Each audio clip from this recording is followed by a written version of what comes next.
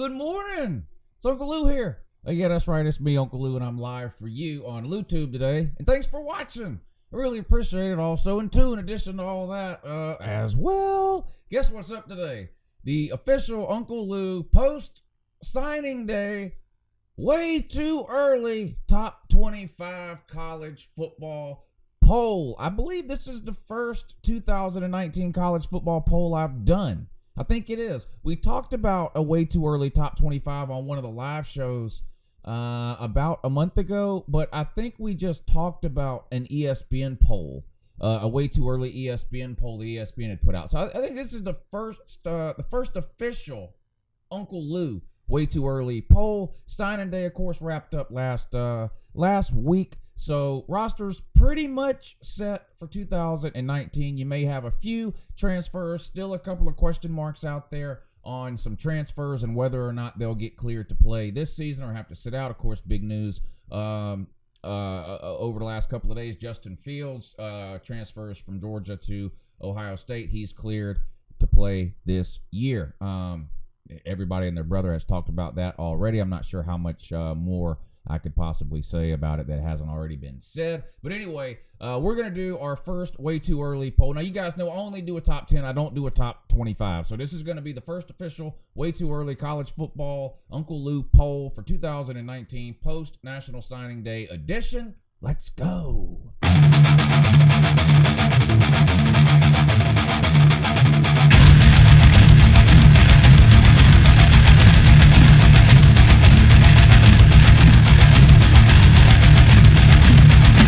All right, a couple of disclaimers right off the bat here, and I do this every time I make a poll. This is my poll. It means nothing. Get mad if you want to or whatever. And listen, any poll that comes out before really October is pointless and meaningless. We all know this, but this gives us something to talk about. And I mean, I do think the 10 teams that I have picked here in the top 10 are going to be pretty good teams in 2019, okay? We can argue about where they should be. There's going to be a few teams that you think should be in this top 10 that I don't have in this top 10. That's just the way it goes, right? Like I said, it gives us a reason to argue. And there are probably 15 to 20 teams, honestly, that can make a legitimate case to be in the top 10 for 2019 right now. But for a top 10, you can only pick 10. So this is the 10 that I have settled on. We're going to do this the same way we do all my polls. We'll start at number 10 and work the way up all the way to number 1. Now, some things I considered when deciding on this top 10, it should be pretty obvious, right? Last year's season, right? Who you lost, who's coming back, how you did on signing day, and just sort of general expectations that this team may have for 2019. All right, here we go. We're going to start off with number 10, and that is the Texas Longhorns. Of course, Texas finished the season on a high note, beating my Georgia Bulldogs in the Sugar Bowl, right? Yeah, was it 28-21? But really, they dominated that game, and the score is not reflective, really, of the way the game played out. This game was 28-7. And was over, really, with 5 or 6 minutes to go in the fourth quarter. Texas goes into a prevent defense. Georgia scores a couple of touchdowns late. But if you're being honest with yourself, Texas dominated this game. Now, you can try to come up with a list of reasons of why that might be. Obviously, one of those reasons could be Texas is just a better team. There are some other factors that could have played into that game, depending on what your mindset is and what you feel about bowl games and what you think Georgia may have felt about that bowl game and things like that. But the point is, Texas won the game, and in the end, that's all that matters. They made it to the Big 12 title game last year, of course, before losing to Oklahoma. And if you look at the final regular season polls that came out, the final AP poll after all the bowl games and playoffs had been played, Texas was the highest-ranked 4-loss team in the final poll. They come in this poll at number 10. All right, number 9 in the way too early post-signing day Uncle Lou college football poll for 2019, Florida Gators. Florida Gators coming off a 3-loss season. Yeah, finished 3rd in the East, lost us to Kentucky at home, Missouri at home, and Georgia in Jacksonville. Also finished the season on a high note with a big win over Michigan in a New Year's 6 bowl game. Lots of reasons to be optimistic if you're a Florida fan. Dan Mullen coming back for his second year. Felipe Franks returns at quarterback, right? Will we see more of Emory Jones in year 2? We'll see. They finished the regular season tied with Georgia for 7th, right, in the final AP poll. I believe that's right, tied for 7th. 9th ranked recruiting class, according to 24/7 Sports. So some young, new talent coming in this year. Florida's got a pretty tough schedule. They open up with Miami. Of course, they got to play Georgia and Jacksonville. They play LSU every year. How good is South Carolina going to be? How improved is Tennessee going to be? So not an easy schedule for Florida, but probably considered by most people to be the second best team in the East heading into 2019. I know Florida fans think they're the best team in the East, and an argument can be made for that. Again, this isn't, I'm not here to try to give you reasons why Georgia's better than Florida or Florida's better than Georgia. This is my poll. I have them at 9th here. I think that's fair, starting out in the top 10 in Mullen's second year. Been a long time since Florida has won the SEC. Got to go all the way back to 2008. Florida fans think they have a shot this year. Probably going to be some other people that think that too as this season gets going. I think Florida's got a pretty good team. They did lose some key pieces to the NFL, but like I said, recruited pretty well. 9th ranked class. Florida comes in the way too early poll, this time at number 9. All right, here we go. Now, every single offseason, it seems like there's a team or two that Uncle Lou is higher on than most people, or higher on than the average college football fan is. It never fails. Last year, it was Michigan and Texas. The year before that, it was Texas and may have been just Texas the year before. But anyway, you guys have been watching for a while. You know what I'm saying. It always seems like there's a team or two that I tend to be higher on in the offseason than most people. Sometimes it works out, sometimes it doesn't. You look at my predictions from last year, I had Michigan and Texas both in my preseason top 10. Nobody else had Michigan or Texas in their preseason top 10. Now, after week 1, it looked like I was an idiot. Texas, of course, went out and lost to Maryland. Michigan went out and lost to Notre Dame. But both those teams finished pretty strong. Michigan had a good regular season, right? They lost to Notre Dame, won 10 in a row, were sitting at 10-1, and then got blown out by Ohio State, costing them a spot in the Big Ten title game, and then, of course, lost their bowl game to Florida in a game that really wasn't that competitive. So Michigan's season did end on somewhat of a sour note. Texas, of course, like we mentioned already, winning the Sugar Bowl. So not too bad last year on those two teams for me as far as picking them higher in the preseason than a lot of other people did. And the number 8 team on the Uncle Lou list is going to fall into that category this year, the Washington Huskies. I know the Pac-12 is terrible. I know. I get that. That only benefits any good Pac-12 team, in my opinion. Listen, you can say whatever you want about the Pac-12. If a Pac-12 team goes 12-0 and wins the Pac-12 title game, they're getting into the playoff, period. Unless there's more than 4 undefeated Power 5 teams, and I don't see that happening ever, really. It's possible, but I don't see it happening. I'm not predicting Washington to go 12-0 right now or 13-0 with a Pac-12 title, but I do think Washington is the team to beat in the Pac-12 this year. Their non-con schedule is a joke per usual, and it's probably going to come down to Washington and Oregon. Oregon gets Justin Herbert back at quarterback, so some people may have Oregon picked to win the Pac-12. I think Washington's going to be the better team, and of course they have at quarterback this year none other than my boy, Jacob Eason. I think Jacob Eason's going to have a great year. I really do. Now, we really haven't seen him play since 2016, right? Started for Georgia in 2016, took him to 8-5 in Kirby Smart's first year. I could go through a whole litany of reasons of why Georgia went 8-5 this year.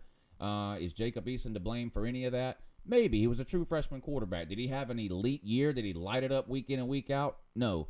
But we had a pretty bad team in 2016, and it's hard to place all the blame for that on Jacob Eason. I think this guy's got all the talent in the world. He's 6'6", and there's not 5 people on planet Earth that have an arm better than Jacob Eason. You combine him with that coach that Washington has, Chris Peterson, and I don't think anybody would be surprised if you see Jacob Eason come out this year and throw 4,000-plus yards. Will he go pro after this year, or will he come back for next year? I guess that's going to depend on how he does this year. I still am a believer in Jacob Eason. I think he's got a ton of talent, and I think he's going to have a great year. I think Washington's going to surprise some people this year, and they come in 8th in the first official Uncle Lou post-signing day, way too early poll.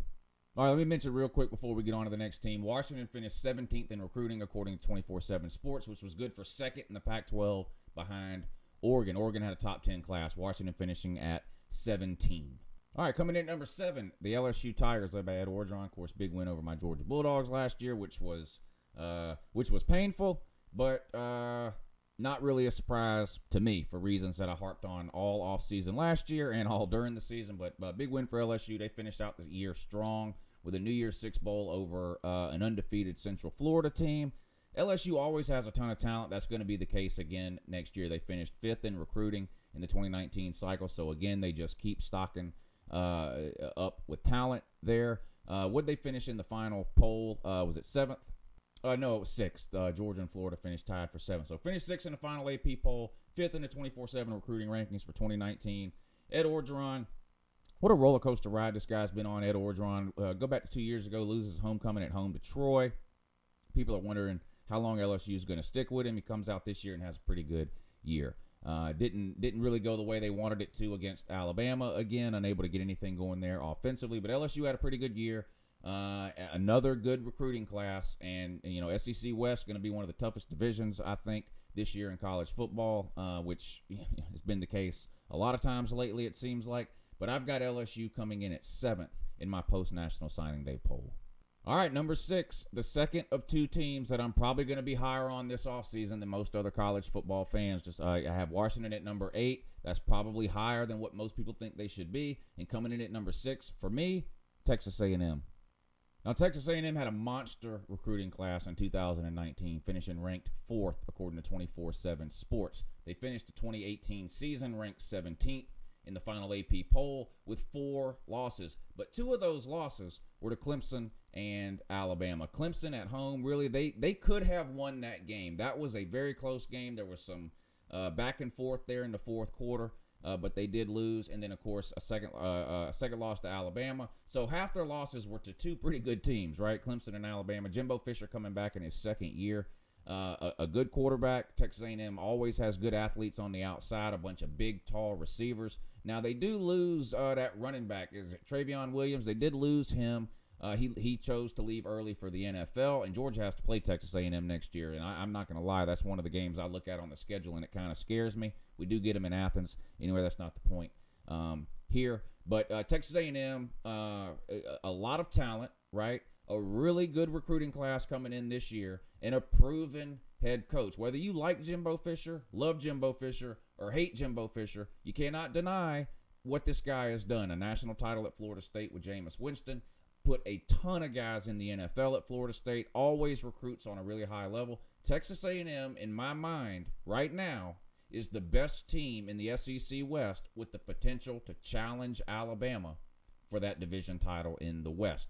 Not saying they'll do it this year, but it's possible. I think Texas A&M is really on the way up. I know this is a lot higher than you're going to see Texas A&M in every other poll, but like I said, yeah, I always pick 1 or 2 teams. And what's the point of doing this video, really, if all I'm going to do is copy an ESPN way too early poll or a 24/7 way too early poll or whatever? So you got to mix it up a little bit, right? I'm high on Texas A&M. I think they're going to have a good year. I have them at number 6 in the post-National Signing Day poll.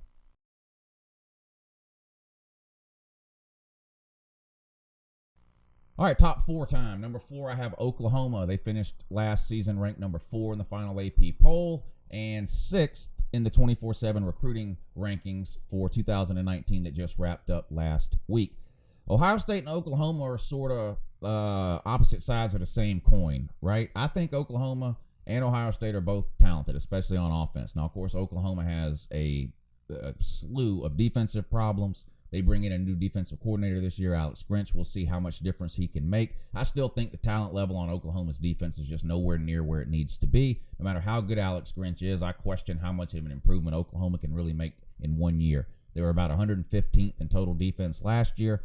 Even if they improve 50 spots, I mean, just think about that.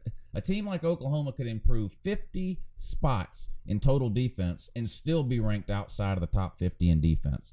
Will it be enough to win the Big 12 again? Probably. Now, Texas is going to have something to say about that, I'm sure. West Virginia, I think, takes a huge step back this year. I don't think they're going to be good at all. Oklahoma State seems like they just go 8-4 every single year, no matter who they have or don't have. There's really nobody else even worth mentioning, honestly, in the Big 12. Can Oklahoma do it again? Can they make the playoff? Maybe. Do they have enough defense to win a playoff game? No, they don't. So even if they make the playoffs, they won't win it. But if you compare Oklahoma to Ohio State, I give Ohio State the edge on defense, obviously, but what Ohio State is lacking in quarterback experience, Oklahoma gains in quarterback experience. Transfer from Alabama to Oklahoma, Jalen Hurts. Now, do I think Jalen Hurts is an elite pocket passer, college football passer, or even above average? Maybe not. But in an Oklahoma offense, I really don't think he has to be. They're going to use his legs. They're going to let him run around. And he's got a ton of experience against really, really good defenses in the SEC. I think Jalen Hurts will have a big year this year at Oklahoma. I don't think anybody will be surprised to see Jalen Hurts in the Heisman discussion at least. Now, will he win it? I don't think so. Not because I don't expect him to have a good enough year to win it. Oklahoma quarterback has won the Heisman the last 2 seasons, right? Baker Mayfield 2 seasons ago, Kyler Murray this past season. To give it to an Oklahoma quarterback for a 3rd year in a row, to me, you're not only going to be comparing Jalen Hurts to everyone else in college football in 2019, I think he's going to be compared to Kyler Murray and Baker Mayfield. In order for Jalen Hurts to win the Heisman, I feel like he would have to have better seasons than both Baker Mayfield and Kyler Murray had. And Kyler Murray had one of the best seasons at quarterback in college football that we've ever seen last year. If you look at his numbers, I mean, you can forget what he did with his legs. Just his passing numbers alone put him on the top of the heap, really, amongst college quarterbacks last year. And then if you add in everything he did with his legs, 1,000 yards I think he had, a bunch of touchdowns, it's clear to see why he won the Heisman. And I think Jalen Hurts, like I said, would be compared not only to everyone else that's having great years in 2019, Trevor Lawrence, Tua Tagovailoa, Jonathan Taylor at Wisconsin will probably get some love this year. He's going to be compared to all those people, obviously, but then I think he's also going to be compared to those two previous Oklahoma quarterbacks, and I'm just not sure an Oklahoma quarterback is going to win it for a 3rd year in a row. But Oklahoma's offense will score 40 or 50 points a game again in the Big 12. They'll probably finish the Big 12 10-2, 11-1, or 12-0, right? I don't think anybody thinks Oklahoma is going any worse than 10-2, no matter how bad their defense is. The defense won't matter until if they get into the playoffs again, in which case they'll lose round 1 like they always do. But Oklahoma, another strong recruiting class, finished the season good last year. I mean, they lost the playoff game, but they had a good year, winning the Big 12 over Texas. I have them number 4 in the way too early poll. All right, number 3, my Georgia Bulldogs. Now, I don't think anyone should be surprised by the top 3. If you want to debate the order or argue about the order, that's fine. But almost any poll you look at, I think, is going to have the same 3 teams in the top 3. But I've got my Georgia Bulldogs at number 3. They finished with the 2nd-ranked class in 2019, according to 24/7 Sports, and finished tied for 7th with Florida in the final AP poll of the season in 2018. If you look at the talent on Georgia's roster, there's not anybody else in America that even comes close to the talent on Georgia's roster in 2019 other than Alabama. That's it. If you look at the past 4 recruiting rankings, 24/7 puts out a total team talent ranking. Georgia's going to be number 2 in that poll behind Alabama. What they signed, I think their last 4 classes are 5, 3, 1, and 2. So 4 top 5 classes in a row. This is by far the most talented team Georgia has ever had, without question. 2017 was the most talented team. 2018 was probably the 2nd most talented team. And 2019 is going to be the most talented team, in my opinion, that the University of Georgia has ever had. Does that mean they're going to go 15-0 and win it all? Of course not. You got to put it together, and you got to have a product on the field capable of beating some of these other elite teams, and that's something that Kirby Smart has struggled with. Let's just be real. He's going into his 4th year as a head coach. He's still sort of learning how to be a head coach, in my opinion. I think Georgia had the talent to win the national title the last 2 years, especially in 2017. I think Georgia was a better team than Alabama in 2017. I think we got outplayed and, more importantly, outcoached in the second half of that game when Hurts came out and Tua went in. We just were unprepared for that situation.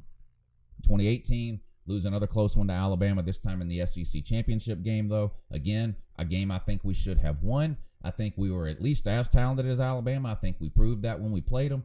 I'm not sure Georgia could have beat Clemson, though, even on their best day this past year. But in 2017, I think Georgia had the team to win the national title. This year's team, in my mind, more talented than the 2017 team. We'll see how it plays out. They've got a tough schedule. They got Notre Dame coming to Athens in week 4, right? Got to play Florida and Jacksonville in a neutral site game. Got Texas A&M coming to Athens. Got to go to Auburn. The last 5 or 6 games of Georgia's schedule are pretty rough. If you look at it, I think Georgia will probably start 6-0 with a win over Notre Dame. I think they'll still be sitting here at number 3 when they go to that to the cocktail party to play Florida in Jacksonville. I think there's a pretty good chance Florida will be undefeated or maybe sitting on 1 loss at that point. That will be a huge game. But from that Florida game on, it doesn't get easy for Georgia. The last 5 or 6 games in no particular order: Florida, Georgia Tech, Texas A&M, Auburn, Kentucky. It's going to be a tough stretch of games. Now, we'll see how many of those games Georgia can win. If you're a Georgia fan like me, the goal is not. My goal is not to go undefeated or 12-0. My goal is to get to Atlanta with enough wins and few losses that if we win in Atlanta, we can make the college football playoff. That's my goal. So whether that's 12-0 or 11-1, I don't really care. But anything less than winning the East is an absolute disappointment and choke job this year for sure. I know I get all the jokes about Georgia choking, and I get all that. But again, Florida recruited well. I know Florida thinks Dan Mullen's a great coach. They're going to be ranked in the top 10 preseason probably. But if you just look at talent on the rosters between Florida and Georgia, it is not close. It is not close. Georgia's got probably close to 25 stars on their roster. Florida might have 3 or 4. It's just not close, and 4 stars are the same way. Georgia should run away with the East yet again. They've swept the division the last 2 years. We'll see if they can do it again this year. Georgia will be the overwhelming favorite to win the East and represent the East in Atlanta in the SEC title game against probably Alabama again. Although I think Texas A&M and maybe even LSU has some potential there. But Georgia's poised for another big season. We'll see how they do. I have them in my first way too early poll, the post-signing day poll, coming in at number 3. All right, number 2, I have Alabama. Now, a lot of people are going to have Alabama at number 1, and again, that's fine. I understand that. I have them at number 2. They lost to Clemson, and it wasn't close. Clemson does lose a lot on the defense, but they get a lot back on the offense. Anyway, we'll talk about Alabama first. Tua comes back. All their wide receivers are coming back. Does anyone ever question Nick Saban's defense? No. So Alabama's going to be an elite team. Tua will be a junior this year. Jerry Jeudy, Devontae Smith, all these receivers. These are NFL receivers, folks, that Alabama has. This is not the Alabama of 5 or 6 years ago, okay, where they ran the ball down your throat and won a bunch of games 28 to 13 or whatever. Alabama can score 40 or 50 points almost at will, it seems like. We know that didn't happen in the national title game, but you get what I'm saying. Alabama has one of the most explosive offenses in all of college football, and that cannot be denied. Nick Saban is always going to put a world-class defense out on the field. Alabama is going to be a great team again in 2019. They signed the number 1 class according to 24/7 for 2019, and a lot of people, a lot of experts, recruiting experts, say it's the best class that Alabama and Nick Saban have ever signed. Of course, we can look 2 or 3 years down the road. We can look back on it and see if that pans out to be the case. But right now, people are just drooling over this Alabama signing class from 2019. They finished ranked 2nd in the final AP poll after that loss to Clemson in the Natty game. I've got them at number 2 in the post-signing day poll. And, of course, that means I have Clemson coming in first in the way too early Uncle Lou post-signing day poll for 2019. The Clemson Tigers coming off a perfect season, 15-0 national title season, beating Alabama in the title game. Was at 44-16, not even close. 4th and 6. And also in 2 even. 10th ranked class in 2019. You might be scratching your head if you don't normally follow recruiting and say, is this a bad class for Clemson? How is it possible Clemson could have the 10th ranked class? They've been one of the hottest teams in America the last 3 or 4 years. 10th is really high for Clemson. If you look at Dabo's classes, Dabo does an amazing job of recruiting the need and recruiting players that are going to fit in with what they're doing at Clemson. Clemson's goal is not to have a top 2 or 3 recruiting classes and have just a roster full of talented guys. His goal is to recruit guys that are going to play great in what they do at Clemson, and he's been doing an unbelievable job of that. Clemson has a lot of recruiting classes ranked between 10 and 20 over the last 4, 5, 6 years. So I'm not concerned at all. You look and say, wow, the talent level is going to start dropping off at Clemson. They're way behind all these other teams in the recruiting thing. Don't let that fool you. Dabo knows what he's doing. He's probably the 2nd best coach in college football. He's a great recruiter, and the kids absolutely love to play for Clemson, and they love Dabo Swinney and the coaching staff.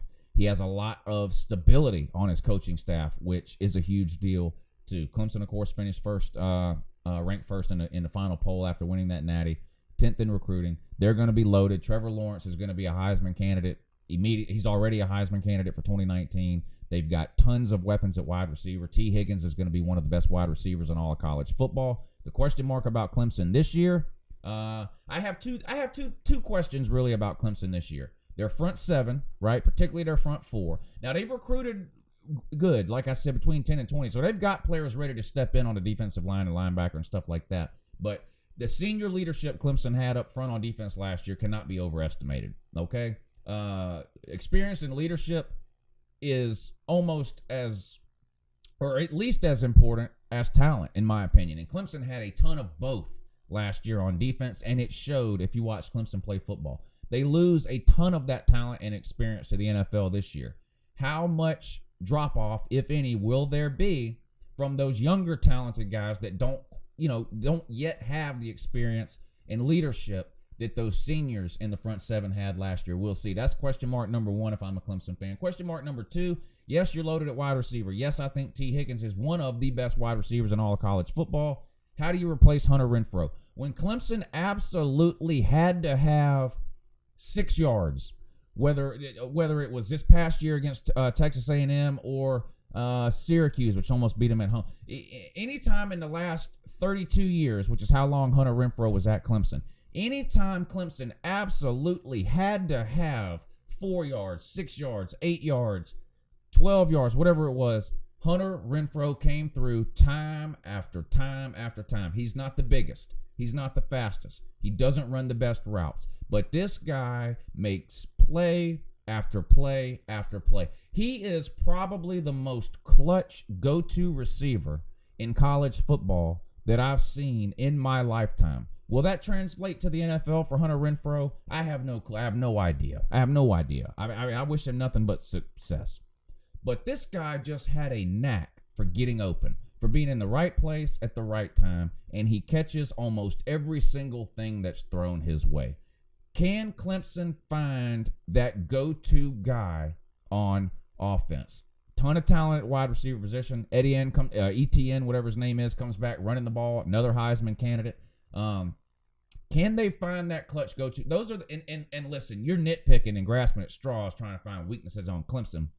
And I'm not even saying that what I'm talking about now with the defense and a go-to playmaker or receiver are weaknesses. Those are just my question marks I have about Clemson heading into next year. And if you want to add a third, how are they going to react to the 15-0 and winning it all? We've seen over the history of college football, really, how hard it is to repeat as national champions. As good as Alabama has been over the last 12 years or whatever since Saban has been there, I believe they've only won back-to-back natties one time. Gumper, one of these yees, can tell me in the comment section if I'm wrong, but I think they only went back-to-back one time. So it's not easy. Listen, it's not easy to win. It's not easy to win one game in the regular season. Any coach will tell you that. It's almost impossible to win it all. Any coach will tell you that. And it is really almost impossible to win it all twice in a row. Clemson's got the talent to do it. They've got the coaching to do it. And they're in the ACC, so they've got the schedule to do it.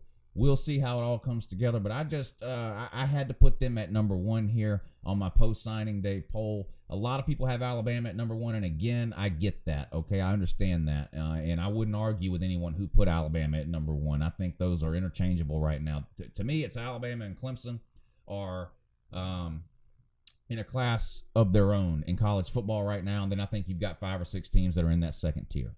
We'll see how it plays out.